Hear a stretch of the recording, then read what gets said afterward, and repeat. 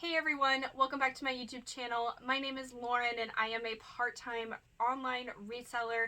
I sell primarily pre-loved women's clothing for a profit, and I show you guys how to do the same thing. So today I have a little bit of a different video for you guys. I've got a review, and that is on Nicole State's Reseller Planner. Nicole is well known within the reseller community, primarily on YouTube. She has no idea who I am or that I'm making this video, but she has really been somebody who I have looked up to and who has really helped me with my reselling business. When I saw that she launched this planner, I really wanted to take the opportunity to support her and her business, but also be able to purchase a tool for myself that I felt was going to be very valuable to my own business. All right, so let's just dive right in. I'm going to kind of go over the whole planner, the planner as a whole, like what you can expect within it, how I've used it, and my thoughts. So first off, you're going to get a planner divided up into quarters, so you can purchase them by quarter so that it's not like a crazy thick planner, because you see how thick this is, and this is just for the first quarter of the year. A entire year's worth would be just really crazy and wild and way too big and really awkward to lug around. So I do appreciate that she separated it up by quarter. Of course, you cannot buy quarter one anymore because we are well into the first quarter of the year. But you can purchase quarter two, and you can also purchase a bundle of these planners in the remaining quarters, and I will leave links to all of that down below. I do have to say that I really appreciate that it has a spine to it and that it's not spiral bound. Spiral bound tends to wear not the greatest, in my opinion, because I don't like it when I have spiral bound notebooks or planners in the past, that the pages just tend to kind of rip and tear just after time, and I just really appreciated this little feature. Now, something that I don't like this shiny look to it. I'm sure you can see like all my lovely fingerprints on here. I mean, that's just an aesthetic thing, but that is something that I would improve on. But I do love the font that she used. I think it's absolutely beautiful, clean, minimalist. I really like that aspect. Okay, so now I'm going to flip you guys around and show you a little bit more in depth of the inside of this planner and how I've been using it. Okay guys, so I have flipped you over now, and we're going to look at the planner from my desk so that you guys can see things a little bit better. So on the first page, it's going to be a little spot where you can put your name. So it says this planner belongs to Lauren Romeo, which is of course me. I had to move my little angel out of the way, so excuse that. Okay, so first it's going to go through a little welcome and kind of give you a little bit of the backstory of the planner, a little bit about Nicole and how to use the planner. And so it tells you over here like what to expect within the planner. So the monthly calendar, there's a daily tracker, a notes page, a reflection, and your sales goals, and just a little thank you note here. I thought that this was really well done and really nice. It kind of gives you a little bit of the gist of what to expect within this planner. The next page that you're going to see is the calendar page, so it goes through the entire calendar of 2021, of course. Then, so you're going to go into the actual calendar of the month. This is what January looked like. So this part is pretty basic, you guys, just the month of January. What I did end up writing down, I am not one of those planner gurus, somebody who just puts a lot of stickers and effort into their planners. I really like to keep it kind of basic and to the point. So I just have some notes, jotted down on the certain days that I needed to. My new listings goal and my sales goal. So my new listings goal was 200 items and my sales goal was 5,000. Now you're going to get into something that I honestly think is so valuable and one of Nicole's tools that she offers that is really great. So first of all, over here, it has like a little quote over here, and it says, if it's not listed, it's not selling. I think it's really funny, but it's actually really true. So she has made a video about this formula before on her channel, so I will link that for you guys so you can find it. So essentially she has a formula to kind of help you figure out how to get to your sales goals. So basically this kind of gives you a gist of how many items you really need to be listing per month to meet your sales goals. So the first thing that you need to fill out and know to be able to do this formula is know what your average sale price is. My average sale price was $25 and my sell-through rate on the conservative end was about 40%. It's not something that is mentioned or listed in any way in this planner, so I think that that is an area that could be improved on, because if you don't know how to figure out those numbers and the percentage of your sell-through rate, you're not going to be able to do these formulas. So of course at the top here I put my sales goal, and that is divided by my average selling price would mean that I would have to sell 200 items. Then of that 200 items, there were 31 days in the month of January. I would need to sell at least 6 items per day at that $25 average sales price to get around that $5,000 sales goal. So now when we get to this equation, there is a little bit of an oopsie in this planner. So this is supposed to be a division equation. So you divide 6 items per day sold per day divided by 0.4, which is 40%, and then that is what gives you the 15 listings per day. So the 15 listings per day times the 31 days in the month, and that gives you 465 new listings each month. Then you take the 465 and you multiply that by your sell-through rate, which is 40%. So again, there's a couple oopsies in the planner, which not a big deal, but that's just something to keep in mind. If you didn't know that, you're trying to do this math, it's going to come out incorrect, which equals 186 sold. 186 sold times your average sale price would be around $4,600, which is a little under the $5,000 goal, but because I was dealing with 40%, not 50%, you know, the math is not going to be perfect, you guys. So this formula, you guys, is just a guideline. It's not foolproof and not something that is totally 100% accurate or reliable. And what I mean by that is it's not calculating for like a really important factor such as how many items you already have listed. Another thing that I want to mention is that it's always going to be in your best interest to list quality items over quantity. So of course, 200 quality items are going to have a better sell-through rate than 200 items that are just kind of mediocre and not so great. Now we're going to fast forward into February's formula, so how to meet your sales goals. So this is based on the numbers of January, because I have talked about this before that I am kind of changing up my strategy a little bit, and you can kind of see where that is reflected in my numbers. So I brought my average sales price up to $31.54, and my sell-through rate last month was around 70%. It was actually 67.5. So I just decided to round up just because. So, you know, of course, when you plug in all those numbers, I am actually really much more on track to meet my sales goals. So right now, my goal is to be listing about 200 items per month at a higher selling point. And because I was able to increase my average sales price over the last month, and if I continue to increase it, if I'm listing around that 200 mark, I should be able to get pretty close to that $5,000 sales goal.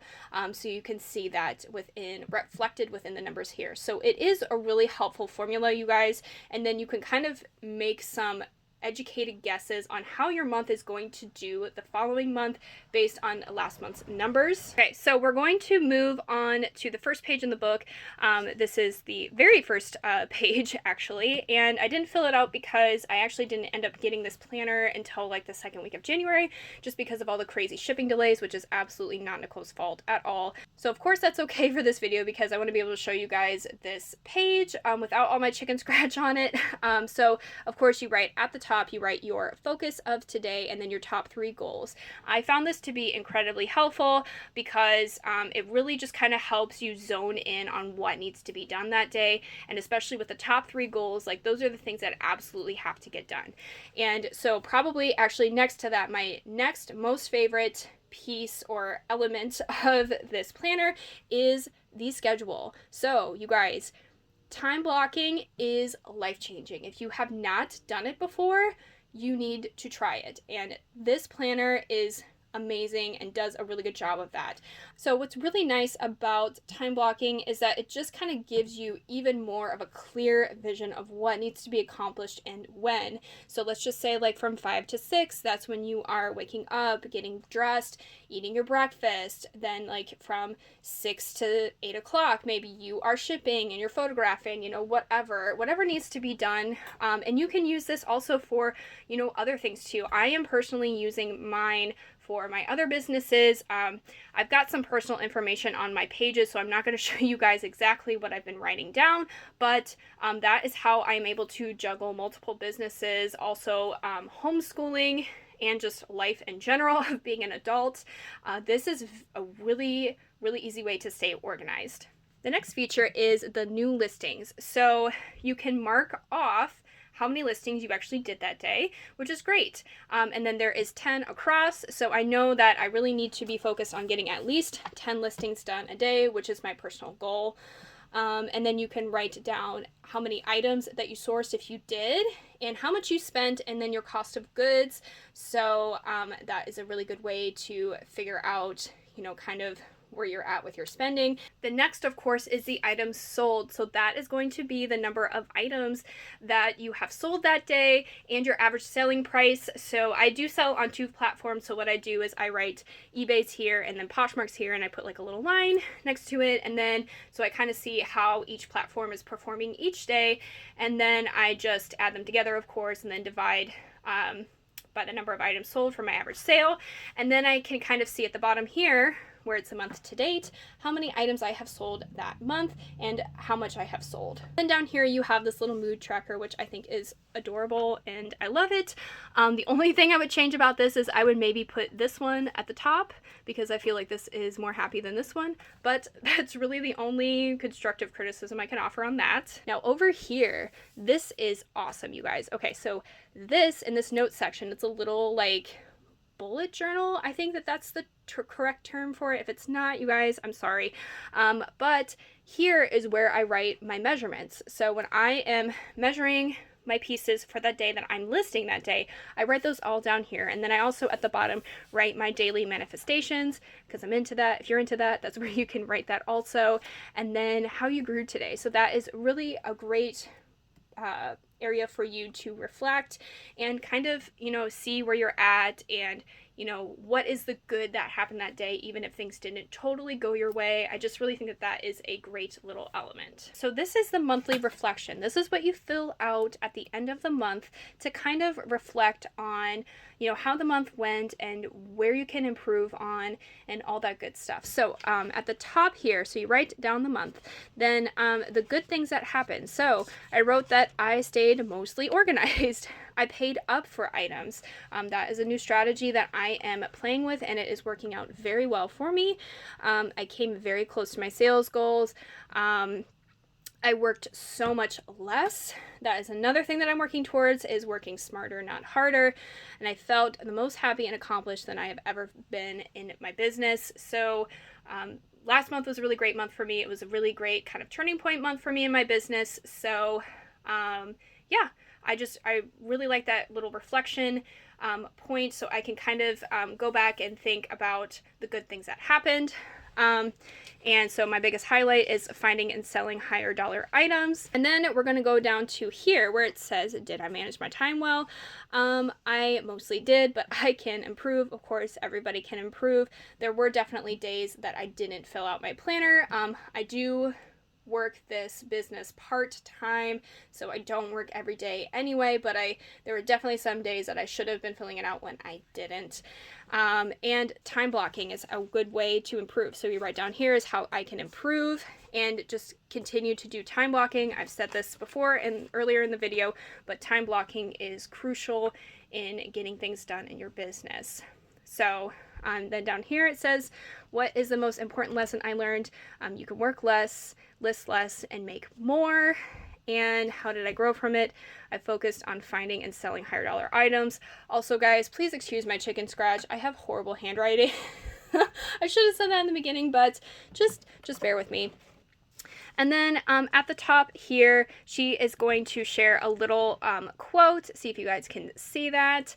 But it's a little motivational quote, and it's different every month, of course. And I just thought that that was really nice. And then over here, it's going to talk about your top sales and your bottom sales of the month. So my top sale, of course, was those Freebird heels. I showed you guys that in a video. The next was that Hobo Birdie bag, and then a pair of Fry Judith boots that sold for $100. I did not share that in a video, but those sold super fast and for good money. My worst sales, which you can list that over here, was a box of vintage color pencils that sold for $7, and those were a consignment item, so I made like no money on that. Next was a pair of kids shorts. I hate selling kids clothes. They don't sell for a lot and they take forever to sell. And then an item I did mention, which was these Old Navy skinny jeans that I literally didn't even make any money on because they accidentally had free shipping on the listing, and I had to honor it because that's what you do. It's not the customer's fault, it's my fault. Now we're going to go into sales. So this is where you can break down your sales numbers for the month and reflect on them. So my total sales last month were $4,257.97. My goal was $5,000, so I was really close, you guys. My net sales total was $2,761 and change. And the number of items sold was 135. And then I was able to find my average selling price and my average daily sales total, which those are really great numbers to know. And of course, I plugged in this $31.54 into my formula that I showed you guys earlier in the video for the month of February. So making predictions based on how last month went. And that's great, you guys. So it's a great little breakdown. It makes it really easy and simple for you. And then over here, you can write how many list items you listed this month. I listed 200, which was my goal. Now, number of items purchased. So I know I purchased at least 200 items. That's something going forward. I'm going to keep in mind the number of items I've purchased. I actually don't have that number. It's at least 200, but it's probably more like, if I had to guess, like 250, but around there. And then total number of active listings. So at the time it was 716. And then did you meet your sales goal or not? And no. And then down here, there's another little bullet area where you can write on how, some like reflections on how to improve for next month. And I just basically said that I wanted to continue my current path and eventually find a client base to buy from. So that's another business strategy that I'm working on, basically meaning that I want to secure my sourcing even further and create a client base that I can continually buy higher end items from to resell. Okay guys, so of course you go through all the months in quarter one, and then you get to the back. It has a little like, yay, you did it, little congratulations, and a special thanks to who was involved in creating this planner. I just think that the designs are just really good, you guys. They're simple, they're beautiful, minimalist.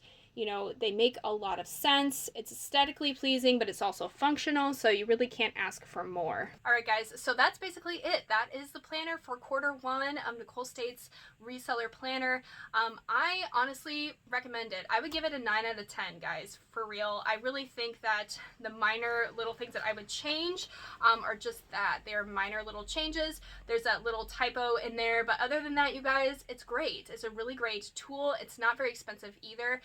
If you buy the bundle of planners on her website, which I believe that they're still on sale for $80. Don't get any kickback from making this video. Again, Nicole has no idea who I am or that I'm making this video, but I just really think that this is a great tool and a really good way to support another reseller. You guys, I really can't say enough good things about it. I hope that you purchase them, and let me know in the comments below if you already have, if you're using it, and what your favorite feature is.